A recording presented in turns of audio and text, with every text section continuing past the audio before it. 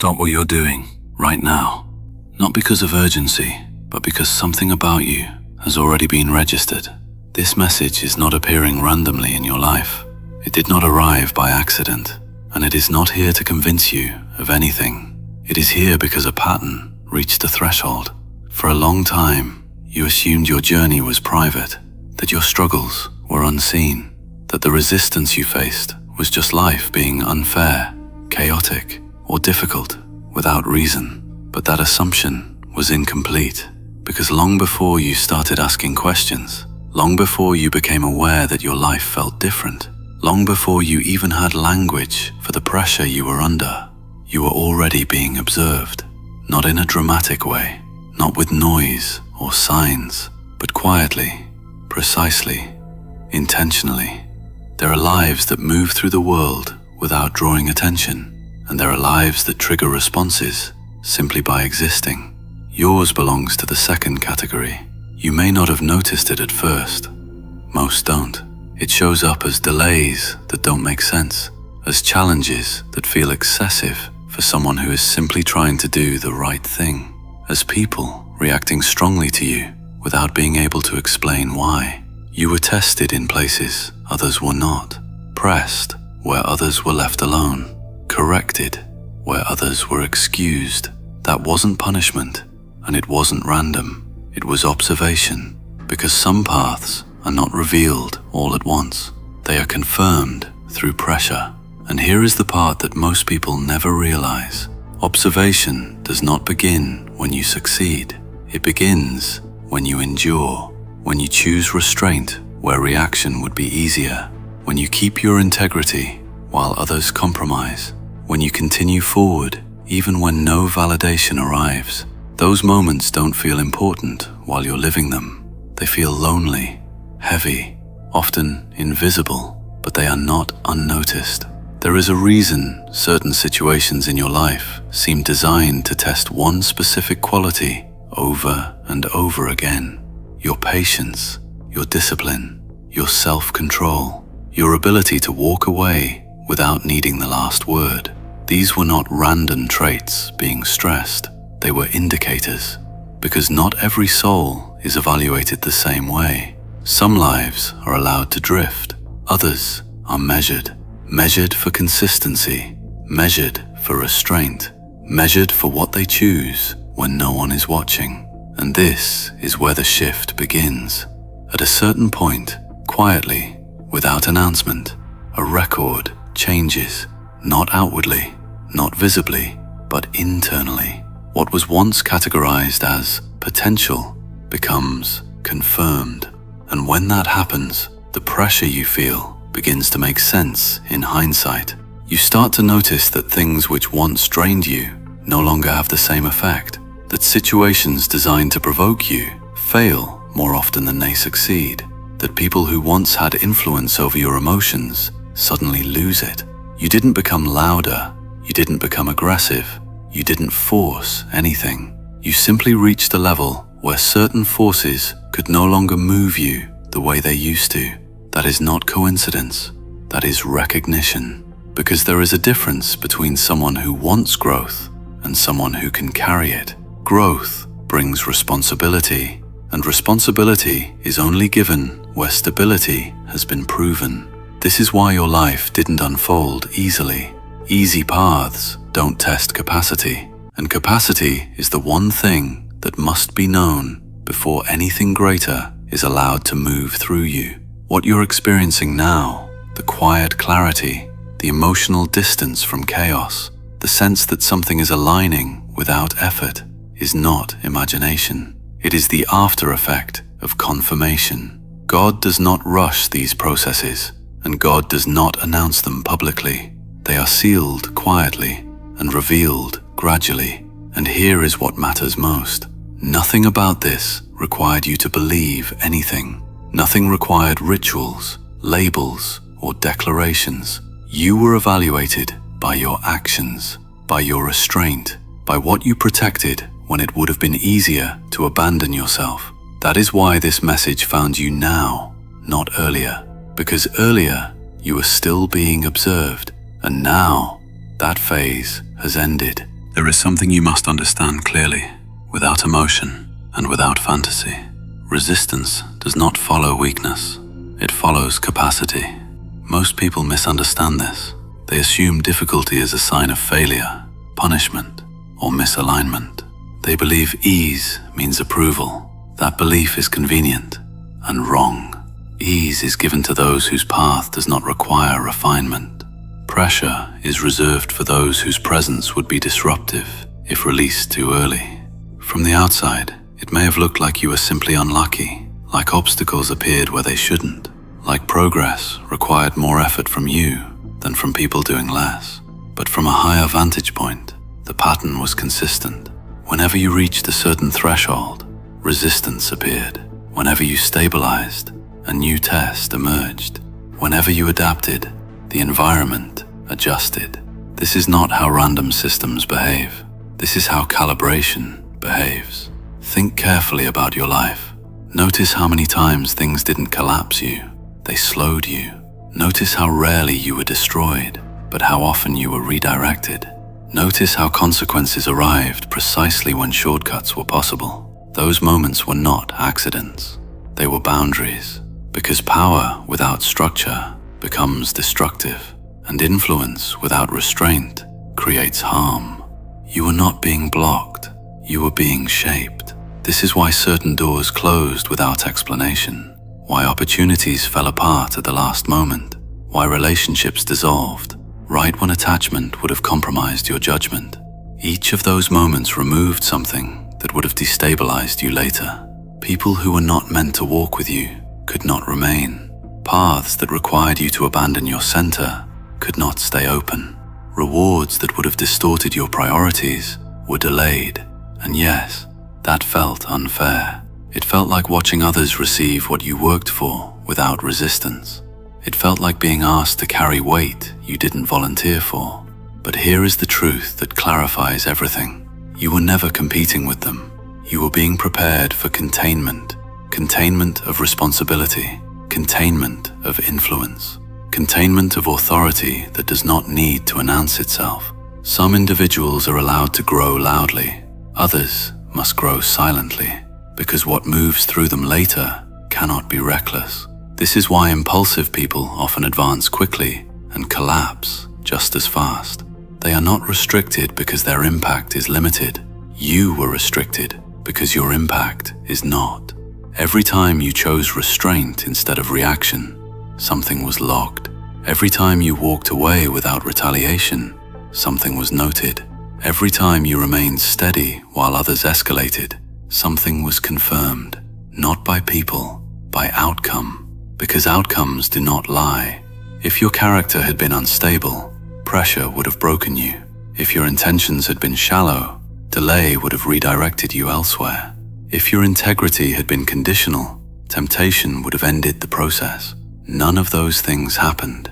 You adapted without becoming bitter. You waited without losing direction. You learned without losing yourself. That combination is rare. And rarity changes how a life is handled. This is why resistance followed you instead of bypassing you. Because resistance was not there to stop you. It was there to verify you. And verification does not repeat forever. Once stability is proven, the environment stops testing and starts responding. That is why things are beginning to feel different now. Not easier, but clearer. Not louder, but more aligned. The chaos doesn't hook you the way it used to. The opinions don't penetrate.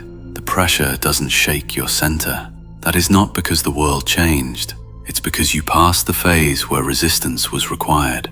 And when that happens, a different dynamic begins. One where movement replaces friction. One where timing becomes precise. One where what belongs to you no longer struggles to reach you. But before that unfolds fully, there is one more thing you must understand. Because resistance was not the only thing responding to you. Something else was paying attention as well, and that is what we move into next.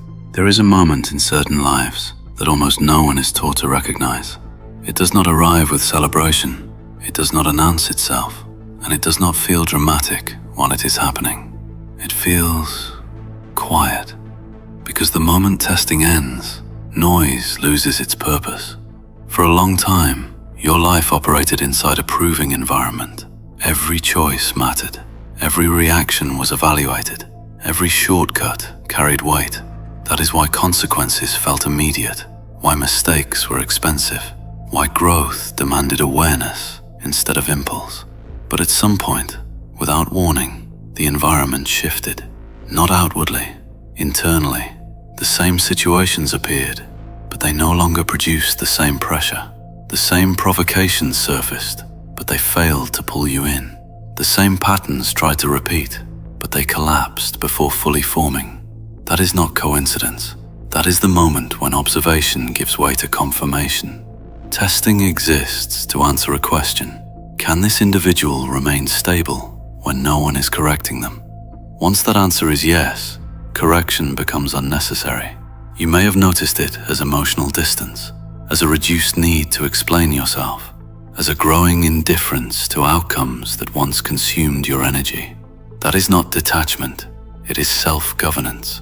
Because when someone no longer needs constant resistance to stay aligned, the system stops applying it. This is where many people become confused. They assume the calm means stagnation. They mistake silence for absence. They misinterpret neutrality as loss of momentum. But what is actually happening is far more precise. When testing ends, alignment begins. Alignment does not rush, it organizes. Instead of obstacles, you begin encountering timing. Instead of friction, you encounter placement. Instead of struggle, you encounter subtle cooperation. Opportunities stop forcing themselves. They start appearing naturally. People either respect your boundaries instinctively or remove themselves without confrontation. You are no longer required to defend your position because your position is no longer negotiable. This is why certain conflicts dissolved without resolution, why arguments you expected never happened, why situations that once escalated simply faded. You didn't become passive, you became settled, and settled individuals are dangerous to chaos. Chaos feeds on reaction. It requires emotional hooks.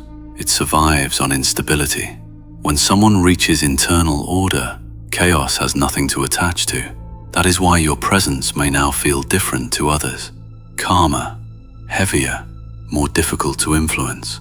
Not because you dominate, but because you do not need permission. This is also why some people seem unsure how to engage with you now. They can sense that the version of you that was easily triggered no longer exists. They test once, they get no response, they withdraw. That is not fear, that is recognition. Because people instinctively know when leverage is gone. And here is something most people never realize. Once testing ends, guidance becomes subtle. You are no longer pushed away from mistakes. You are pulled toward precision. You start noticing that the right choice feels obvious before logic engages, that certain decisions close themselves before temptation fully appears, that intuition sharpens without emotional noise. This is not mystical, it is the byproduct of clarity. You earned it, and clarity is expensive. It only stabilizes in individuals who have proven they won't misuse it. This is why your life did not unfold loudly, why validation arrived late, why recognition remained internal. Because public affirmation too early distorts development. You were allowed to become solid before becoming visible. And now that solidity is changing how the world responds to you. But there is one more layer to this shift, because when testing ends for you, it doesn't end for everyone else. Some forces respond differently, not with resistance, with adjustment. And that is what we address next. When someone reaches internal stability, the environment does something subtle but unmistakable.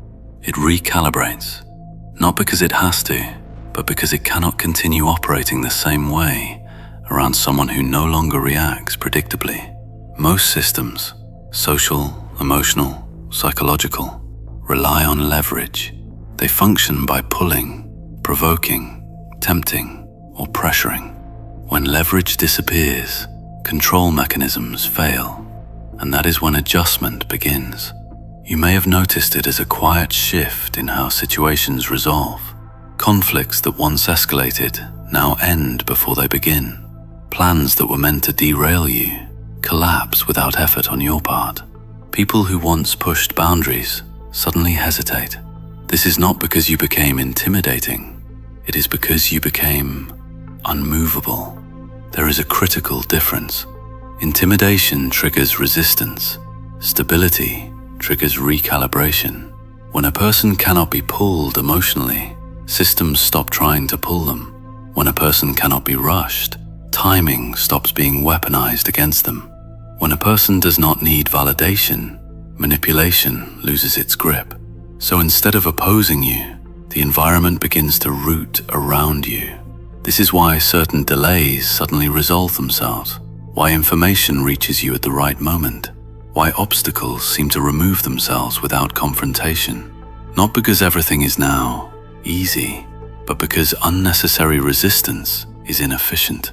You have entered a phase where effort is conserved, not by you, by what surrounds you. This is also why some people disappear quietly from your life, not through arguments, not through dramatic endings. They simply fade, because individuals who rely on reaction cannot coexist long-term with someone who does not provide it. Their influence weakens, their presence becomes irrelevant, their access closes. And here is something important.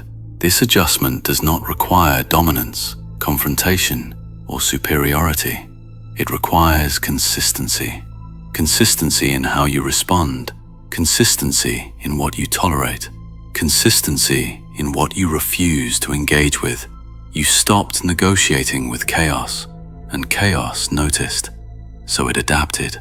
You may have felt this as a reduction in emotional noise, as fewer internal debates, as a sense that your energy is no longer being drained by things that once consumed you. That is not numbness, that is conservation, because when influence is confirmed, it no longer needs to be asserted. This is why people who reach this phase often become quieter, not louder, more selective, not more aggressive, more precise, not more reactive. They do not need to prove anything. Their presence already does the work. And this is where a common misunderstanding must be corrected. Adjustment does not mean everything aligns instantly. It means friction is no longer personal. Challenges may still appear, but they are no longer designed to test your character. They are logistical, not existential. They ask how, not who. You are no longer being questioned. You are being positioned. This is why your intuition now feels different. It doesn't warn you constantly. It guides you calmly. It doesn't shout. It nudges, because you are no longer in danger of losing yourself. And that is the requirement for the final phase. The phase where movement replaces preparation, where confirmation becomes visibility, where what was formed quietly begins to express itself outwardly. But that phase comes with responsibility, and responsibility requires understanding what happens next. That is where we go now. When a life moves out of preparation and into expression, the demands change, not upward, inward. This is where many people make a quiet mistake. They assume that because resistance has lessened, effort should increase. They believe they must now force outcomes, announce themselves, or accelerate visibility. That instinct is understandable and incorrect. What this phase requires is not more intensity, it requires precision, because what moves through you now carries weight. Earlier, mistakes were allowed because they served development. Now, mistakes are fewer, but more consequential, not as punishment, as impact. This is why restraint remains essential. You are no longer being shaped, you are being trusted. Trusted to choose timing wisely, trusted to speak only when clarity is present, trusted to move without proving anything. This is not the phase of explanation, it is the phase of alignment. You may feel a growing intolerance for noise, for performative conversations, for situations that demand energy without purpose. That is not arrogance, that is filtration, because clarity removes tolerance for distraction. You are not meant to withdraw from life. You are meant to engage it selectively. Not everything deserves your response. Not everyone deserves access. Not every opportunity deserves pursuit. Earlier, engagement was part of learning. Now, selection is part of stewardship. This is why silence will often serve you better than reaction. Why observation will outperform confrontation. Why patience will resolve situations before action is required. This is also why integrity becomes non-negotiable, not because you are being watched, but because influence amplifies consequences. When alignment is present, small actions ripple farther, words carry weight, decisions alter trajectories, presence changes dynamics without effort. That is why impulsiveness becomes costly here. You are no longer buffered by correction. You are expected to self-govern. This does not mean perfection. It means awareness.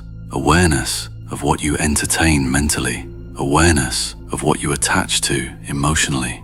Awareness of what you allow to influence your direction. This is where trust replaces pressure. Not blind trust, earned trust. Earned through endurance, through restraint, through consistency when it would have been easier to abandon your center. And now that trust expresses itself quietly, through doors opening without force, through protection you don't have to request, through guidance that arrives without anxiety. You are not meant to rush this phase. You are meant to inhabit it, to let alignment do the work that effort used to do, to let clarity replace struggle, to let stability carry what ambition once tried to force. There is nothing you need to announce, nothing you need to prove, nothing you need to chase aggressively. What belongs to you will recognize you. What is not aligned will remove itself, and what moves through you now will do so because you have demonstrated the capacity to carry it without distortion. That is why this life unfolded the way it did, not to delay you, not to deny you, but to ensure that when movement began, it would be sustainable. This file does not mark an ending, it marks a transition, from being prepared to being positioned, from being tested to being entrusted, from being shaped to being expressed. And that shift, once it occurs, does not reverse. It simply continues, quietly, precisely, and with intention.